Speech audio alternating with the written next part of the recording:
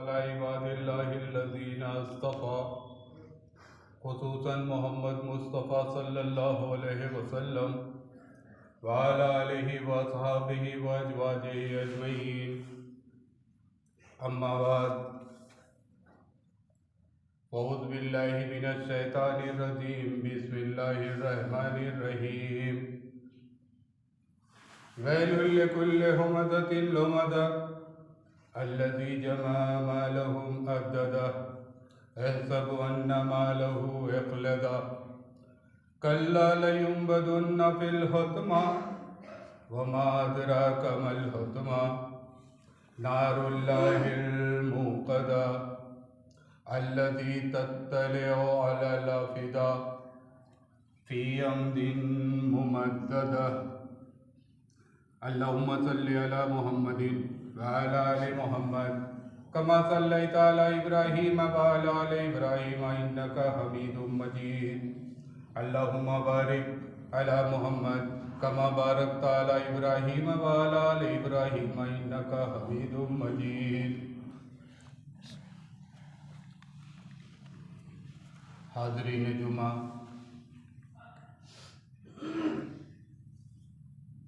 मेरे दीनी भाइयों,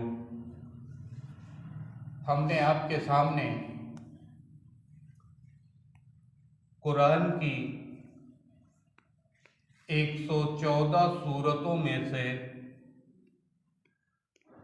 एक मुकम्मल सूरत सूरह हुमज़ा, जो तरतीब के लिहाज से 104 नंबर की सूरह है। कुरान में 104 नंबर की सूरह आप तलाश करेंगे, सूरह हुमज़ा आपको मिल जाएगी। चूंकि इसके पहले का जो लेसन था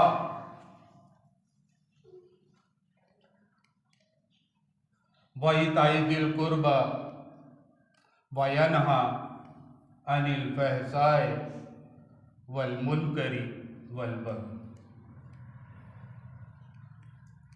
इस पे कुछ बातें रह गई थी। फैसा की डिफिनेशन हमने आपके सामने रखी थी, जो हर मिंबर से हर जुमा के खुतबे में लगभग पढ़ी जाने वाली सूरह नहल की आयत नंबर 90 बार बार लोगों को सुनाई जाती है, लेकिन क्योंकि बात समझ में नहीं आती इसलिए उस पर आदमी अमल नहीं करता। हमने बताया था कि सूरह नहल की आयत नंबर 90 हर मोमिन पे, हर मुसलमान पर अल्लाह ताला का हुक्म है कि इस चीज को तुम अपनी इनफरादी इबादतें तो कर रहे हो, बहुत नमाज पढ़ी, बहुत नफिल पढ़ी, हज कराए, तमाम चीजें कर रहे हो, वो तुम्हारी इंडिविजुअल है, वो तुम्हारी इनफरादी इबादत है। इज्तिमाई इबादत के लिए स्पेशली रसूलुल्लाह के ऊपर ये वही एक बार भी आई। बड़ी बेचैनी के आलम में अम्मा आयशा के हुजरे में पहुंचे। अम्मा आयशा ने जब उनकी शक्ल को देखा तो बिल्कुल जैसे उनके तन बदन का जो रंग था वो बिल्कुल उड़ा हुआ था। बेसाख्ता घर में आए, ना वो कुछ बोले, ना अम्मा आयशा ने देख करके हालत को ही पहचान लिया था कि हुजूर आज बड़ा परेशान है। अम्मा आयशा की भी ये जुर्रत नहीं हुई, वो उन्होंने पूछा नहीं। आप घर में दाखिल हुए, ना आपने कुछ कहा, ना अम्मा आयशा ने कुछ कहा। फिर उन्होंने वजू बनाया, वजू बना करके फिर तुरंत बाहर निकले, और जैसे ही बाहर निकले मस्जिद नबवी से जैसे ही बाहर निकले, अम्मा आयशा पर्दे की ओट में हो गई कि आज रसूलुल्लाह बड़े आज कुछ कहने वाले हैं। और उन्होंने तुरंत निकलते ही, सहाबा बाहर थे और उन्होंने तुरंत ये आयत पढ़ी और कहा कि ये हुक्म है हर नस्ले मुसलमान पे कि वो इस बात को क़यामत तक मेरे ना रहने के बाद भी इस बात को आगे बढ़ाए। वो अपने दोस्तों में, अपने अहबाबों में, अपने रिश्तेदारों में, अपने मोहल्ले में रहने वाले लोगों को इस बात की तनकीद करता रहे, ये क्योंकि अब इस दुनिया में कोई नबी नहीं है। इसलिए हर मुसलमान की ये जिम्मेदारी है कि वो इस चीज को बलपूर्वक रोके। ये आगे हमने आपको बताया था फहशा की डिफिनेशन करते हुए कि फहशा में कौन कौन सी गुनाहें आती हैं, यानी वो चीजें, क्योंकि अल्लाह ताला ने कुदरती हर इंसान के अंदर सेक्सुअल पावर दिया है। एक मर्द का एक औरत के प्रति अट्रैक्शन होता है, लेकिन इसका बेजा और गलत इस्तेमाल, जना करना, नंगे टहलना, ऐसे फहशा काम की हमने पिछले जुमा में, इसके पहले के जुमा में हमने आपको इस बारे में बताया था कि फहशा में क्या क्या चीजें आती हैं। अब बच गया था मुनकर और बगी। ये मुनकर क्या है? तो मुनकर के लिए कहा गया कि मुनकर वो गुनाह है जिसको जितने भी इस दुनिया में अंबिया कराम आए सबकी लिस्ट में ये सारी गुनाहें थी, यानी वो काम जिसे हर इंसान न बुरा समझे, वो काम आता है मुनकर के अंदर। अब ये लफ्ज आप सुन जाएं कि फहशा में सेक्सुअलिटी की बात बताई जा रही कि आपके अंदर जो सेक्सुअल पावर है उसका अगर गलत इस्तेमाल किया, उसको नुमाइश की, अगर आपके अगल बगल कोई आदमी नंगापन उरियानियत कर रहा है, दूसरों को उभार रहा है उस तरफ के लिए, तो उसे रोका जाए। एक जिम्मेदारी आपके ऊपर ये आयत हो गई और दूसरी मुनकर के ऊपर आ गई। मुनकर में वो सारी बीमारी जिसे सारे लोग बुरा समझते हैं, चोरी, बेईमानी, गीबत, चुगली, किना, बुग़्ज़, शराब, जुआ, ये सारी चीजें मुनकर में आती हैं। ये सारी चीजें मुनकर में आती हैं। तो एक ये इस पे भी आपकी निगाह होनी चाहिए। अगर आपके पास शक्ति है तो बलपूर्वक रोको, अगर उतनी भी नहीं है तो कम से कम जबान से रोको, और सबसे अदना दर्जा है कि अगर इसकी भी कुव्वत तुम्हारे अंदर नहीं है तो कम से कम अपने दिल में इस चीज को बुरा जानो, और अपने परिवारों में, अपने मोहल्लों में, अपने रिश्तेदारों में इस बात को, हक बात को कहने में कोई डर नहीं लगनी चाहिए। इट इज हुक्म ऑफ रसूल अल्लाह, इट इज हुक्म ऑफ अल्लाह। अल्लाह का भी हुक्म है, रसूल अल्लाह का भी हुक्म है।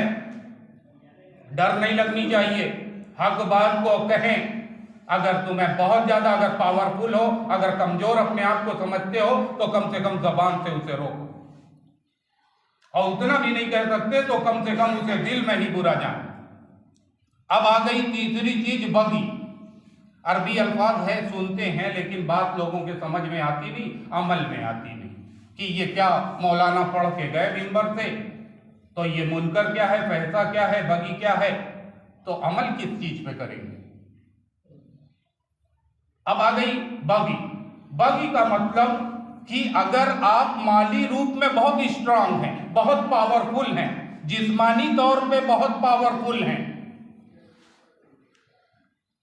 पॉलिटिकल रूप में बड़े पावरफुल हैं, और ऐसे पावर अल्लाह ताला ने अगर आपको अच्छी सेहत दी है, अच्छी ताकत दी है, अच्छा माल दिया है, तो उसके नशे में इतना मद में चूर है कि वो किसी भी गरीब के खेत को, खलिहान को, उसकी प्रॉपर्टी को, उसकी तमाम चीजों को बलपूर्वक अपनी उस ताकत के बिना पे, माली ताकत के बिना पे, जिस्मानी कुव्वत के बिना पर उसको गजब करता है, गरीबों का हक मार देता है अपनी जिस्मानी कुव्वत पे।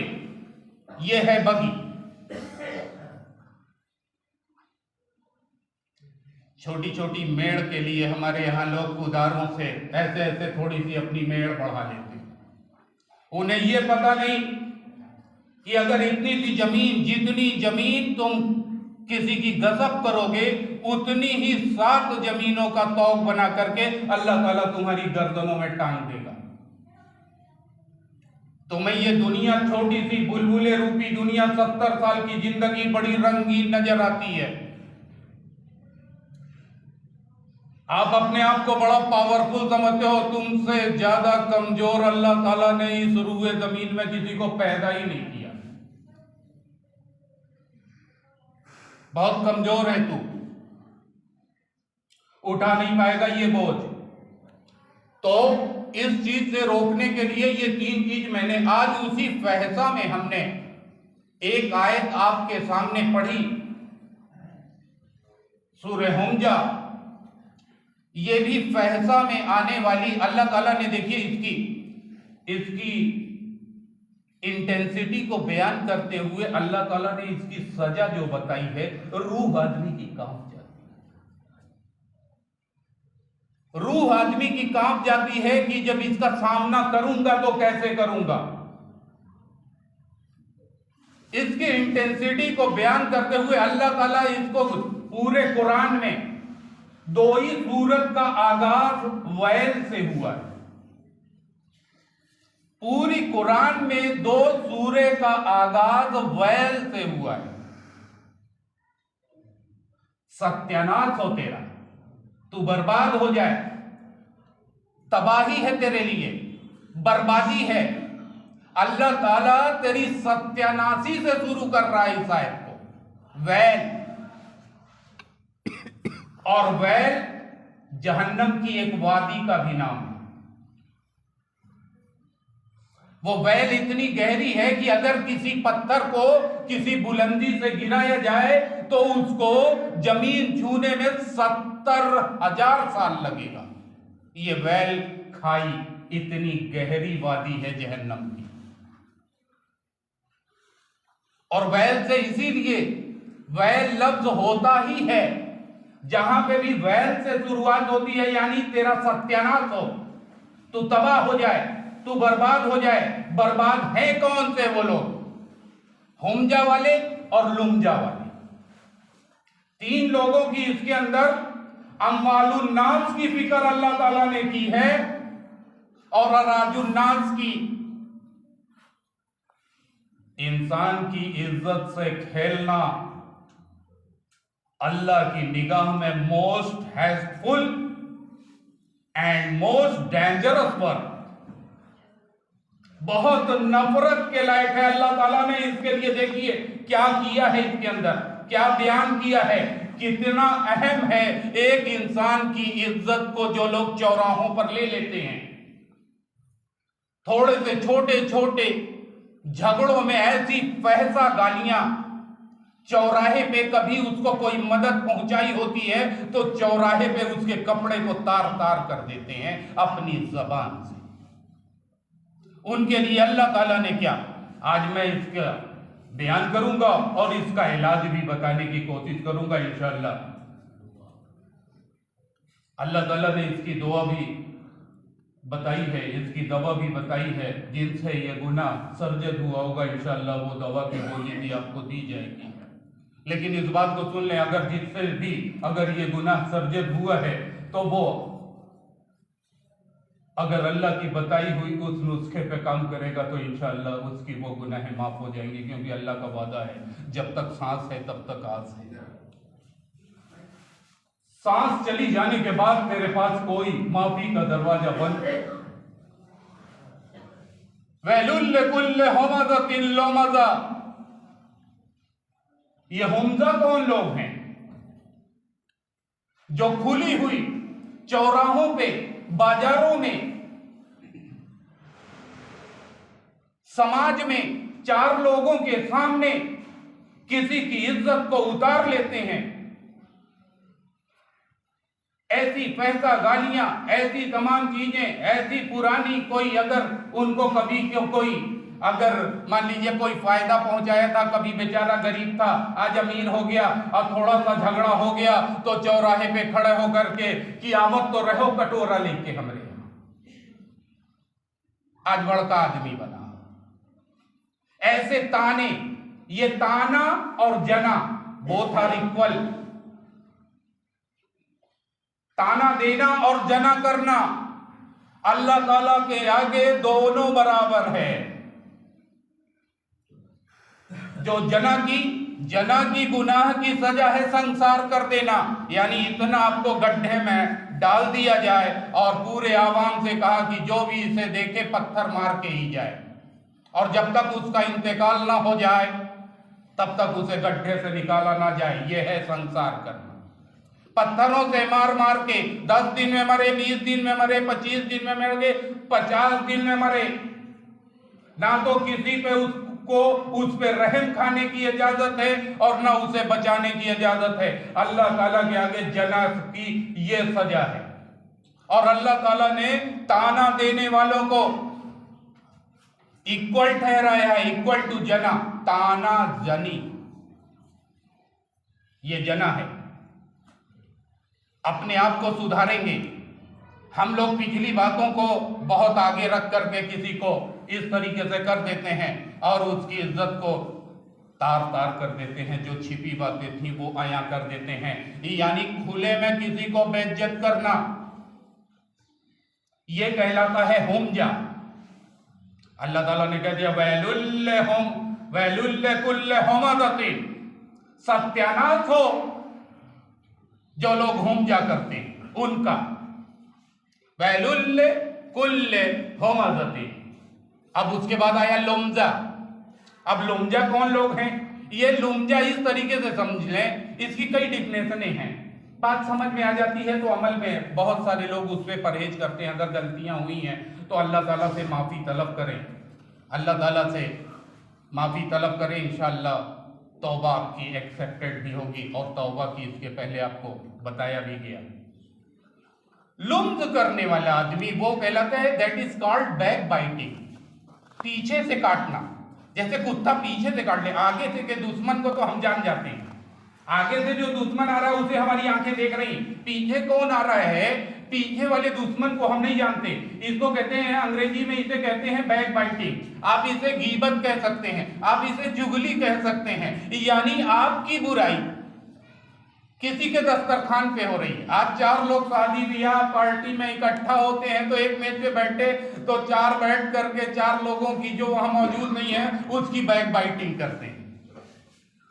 पलटवा ऐसा तो वैसा, तो तू नहीं जानत हो, कर ऐसे तो वैसे, इस तरीके की उसकी इज्जतों को तार तार कर रहे हैं हम। और तमाम शादी ब्याहों में यह होता है, हम उसके गैर मौजूदगी में उसकी छिपी हुई बातें, उसकी पोशीदा बातें, जो कभी हमसे दोस्ती थी और हम जानते थे आज दुश्मनी है, तो उसको दूसरे के सामने बैठ के बतिया रहे हैं। दैट इज कॉल्ड लुमजा, बैक बाइटिंग, पीछे से काटना, ये लुमजा में आता है। वैलुल्ले कुल्ले हुमज़तिन लुमज़ा, ये 2 चीजें मैंने बता दी। ये भी फहसा में अल्लाह ताला ने रखा है, क्योंकि फहसा में वो ऐसी गालियां जिससे कान फ्यूज हो जाए, लोग अपने घरों के दरवाजे बंद कर लें कि मेरे घर की औरतें ऐसी गालियां ना सुन लें। ऐसे चौराहों पर किसी आदमी की इज्जत उतारते हैं लोग। इनको अल्लाह ताला ने इनको फहसा में डाला है और इनको क्या कहा है? हुमजा। इनका ठिकाना बता रहा अल्लाह ताला क्या है। आगे चल के अल्लाह ताला बताएगा ये 2 लोगों की किस्में हो गई, किसका सत्यानाश हो, हुमजा वाले का, लुमजा वाले का। तो वैलुल्ले कुल्ले हुमज़तिन लुमज़ा अल्लज़ी जमा मालहु मद्ददा, वो लोग जो by hook, by crook, any कहीं से भी पैसा, चारों तरफ से पैसा, चाहे वो घूस का हो चाहे किसी भी चीज का हो, ऐसे करके माल जमा कर करके गड्डी लगाते हैं। बार बार तिजोरी खोल के देखते हैं, तिजोरी में नहीं, आजकल तो एटीएम और बैंक है ना, तो बैंक का अकाउंट बार बार देख देख करके उसको सूंघते हैं। माल कमाना बुरा नहीं है, माल कमाने को अल्लाह ताला ने जायज करार दिया है। माल आप इकट्ठा करते हैं, बुराई नहीं है, लेकिन जो लोग माल जमा करके ये समझते हैं कि ये माल ही मेरी जिंदगी को बचा लेगा, वो शिर्क के दरवाजे जा रहा है। और उस माल की सही ज़कात नहीं निकालते। माल जमा करना जायज है, हलाल है, लेकिन हराम करार कहां दिया जा रहा है? अल्लज़ी जमा मालहुम अद्ददा एहसबु अन्ना मालहु अखलदा। गड्डियां लगा लगा करके, तिजोरियों को देख देख करके, नोट को सूंघ सूंघ करके, थूक लगा करके गिनते हैं, फिर तिजोरी को बंद कर देते हैं और उनका गुमान ये होता है कि ये दौलत उसकी जिंदगी को खरीद लेगी। बड़े बड़े मालदारों की कब्रों को आपने देखा है, कहां गई उनकी एसी, कहां गई उनकी कारें? जो एसी के बगैर रह नहीं पा रहे थे, उनकी कब्रों पे हर बार किसी न किसी को दफन करते कब्रिस्तान पे जाते हैं। उन माले असहाब लोगों को जरा देख लें, कौन झल रहा है उनके लिए पंखा? जो एसीओं के बगैर रह नहीं पा रहे थे। किसी का माल किसी की जिंदगी नहीं खरीद सकता, और किसी गुर्बत की वजह से कोई मर नहीं सकता जब तक अल्लाह ताला ने उसकी हयात को रखा। ये बात को कभी ये ना रखा, मौत और जिंदगी अल्लाह के हाथ में है, और ये पूरा ईमान, किसी का माल उसे बचा नहीं सकता और किसी की गुर्बत उसे मार नहीं सकती। 3 लोगों का जिक्र आ गया इसके अंदर। जो लोग सही ज़कात नहीं देते और ये गुमान करते हैं कि ये उनकी आल औलादों को, आल औलाद तो आपको दफन करने के बाद भूल जाएगा चंद कदम। 3 लोग जाते हैं आपके, माल, अयाल और आमाल। तो माल तो घर ही साथ छोड़ देता है। लोग ऐसे कहने लगेंगे, अरे 12 बज गया, जल्दी से मैयत को निकालिए। जिंदगी भर लग गया उसको मकान बनवाने में, पूरी जिंदगी को खपा दिया चोरी बेईमानी में, बड़े बड़े महल तामीर करने में, और उसी मकान में मरा। लोग जल्दी कर रहे, जल्दी करो, 12 बज गया, टाइम दिया है, खींच के जल्दी से बाहर निकालो। उसके माल ने उसके घर ही पे उसका साथ छोड़ दिया। लोगों ने, अब जो कार में चलता था आज ऐसी गाड़ी पे जा रहा है जिस पे 4 लोग कंधे पे टांगे उसे लेकर के जा रहे हैं। कहां गया तेरा माल?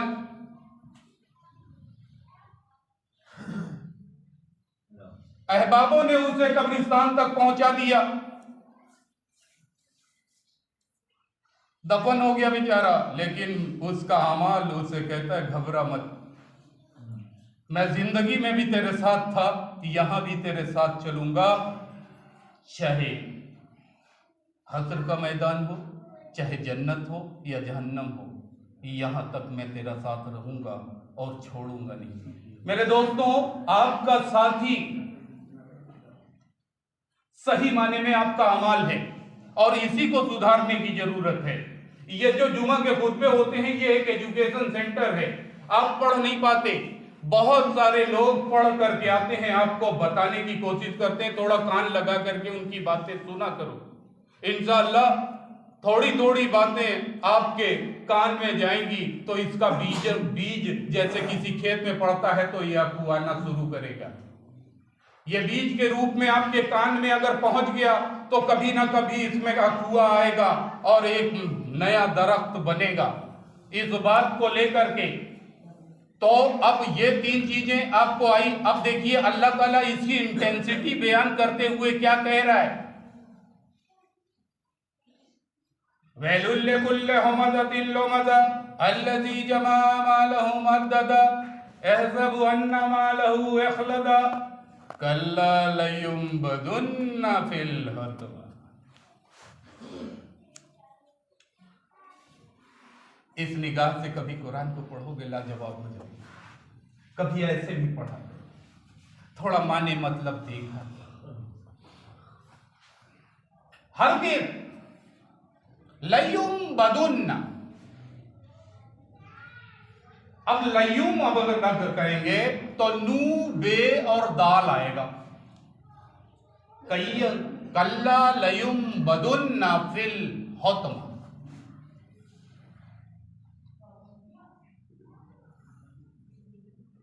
नू बे दाल ये चीजें बताती है, जैसे बहुत सारी चीजें आप इस तरीके से नू बे दाल को नबद समझें, और नबद से बना नबदान, और नबदान में कौन सी चीजें जाती है आपके घर की, जो वेस्टेज होती हैं, जो खराब होती हैं, चाहे वो पेशाब हो, चाहे वो कोई भी चीज हो, वो चीजें सजोई नहीं जाती, वो चीजें उठा करके जेब में रखी नहीं जाती, बल्कि फेंक दी जाती हैं। नबदान में फेंकी जाती है ना, गंदी चीजें फेंकी जाती हैं। तो अल्लाह ताला कह रहे हैं कि तुम्हें फेंक दिया जाएगा, नबद तुम्हें फेंक दिया जाएगा, घसीट के डाला नहीं जाएगा इज्जत से। ये ऐसे काम करके आए हो कि तुम्हें तुम्हारे ऊपर कोई रहम नहीं किया जाएगा। तुम्हें फेंक दिया जाएगा, नबद कल्ला लयुंबदुन्ना, फेंक दिए जाओगे। कहां? In the हुतमा, in the हुतमा। हुतमा वो आग है जो तोड़ फोड़ देगी, जो चूरा चूरा कर देगी। बहुत सारे लोग अरबी में कहते हैं रजुलुन हुतमुन, रजुलुन कहते हैं इंसान को, और हुतमा नाम है जहन्नम का, यानी तोड़ फोड़ देने वाली। अब इसका मतलब इस तरीके से समझ जाएं कि हुतमा है क्या। रजुलुन हुतमुन, कभी कभी आपने देखा भैंस चराने वाले जो निर्दयी लोग होते हैं, कभी कभी उनकी भैंस इधर उधर चली जाती है, तो कभी कभी वो अपना डंडा उठा करके और इतना बेतरह उसके पैर पे, पीठ पे, हाथ पे, देखने वाला गिनगिना जाता है, उसको गुस्सा आता है और कहता है कितना निर्दयी आदमी है कि इसे कोई रहम नहीं, बेजुबान जानवर को इस तरीके से पीट रहा है। यानी रजुलुन हुतमुन को कहते हैं ए क्रूएल पर्सन, जिसके पास कोई रहम ना हो, जिसके पास कोई रहम नाम की कोई चीज ना हो, उसे दया ना आए, दैट इज कॉल्ड रजुलुन हुतमुन। निर्दयी आदमी जिसे रहम नहीं। तो आप ये जान जाओ कि हुतमा वो जगह है जिसमें हुतमा को कितना भी आप गिड़गिड़ाएंगे, कितना भी चिल्लाएंगे, उसको कोई रहम नहीं आएगा। समझ में आ रही है अल्लाह ताला कहां फेंक रहा है? कल्ला लयुंबदुन्ना फिल हुतमा, और उसके बाद तुरंत फिर पूछ भी रहा अल्लाह ताला, वमा अदराका मल हुतमा। देखिए अल्लाह ताला ने यह भी कहा और अल्लाह ताला खुद ही भी पूछ भी रहा कि तुम क्या जानो, तुमने तो देखा नहीं। What do you know? Do you know what is हुतमा?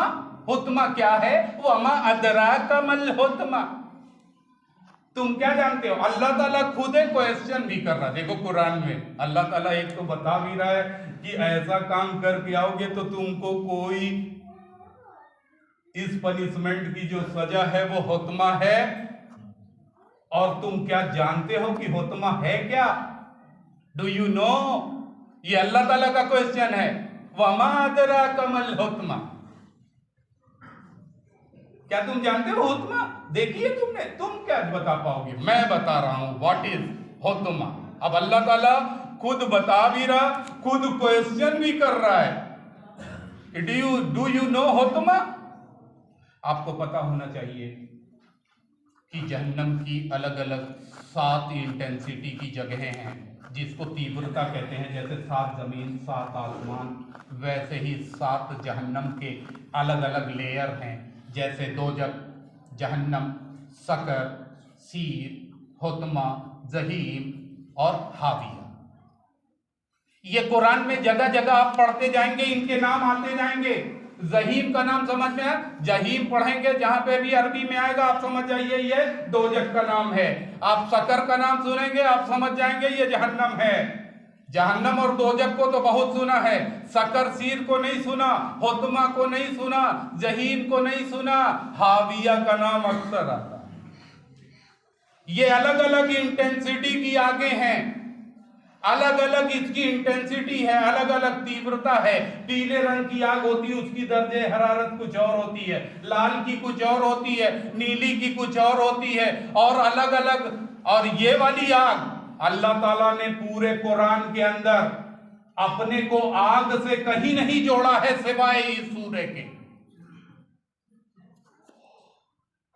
अल्लाह ताला ने अपने आप को आग से अलग रखा है, लेकिन इस सूरे के अंदर अल्लाह ताला ने अपने आप को आग से जोड़ के, और ये जो आग है हुतमा की, नारुल्लाहिल,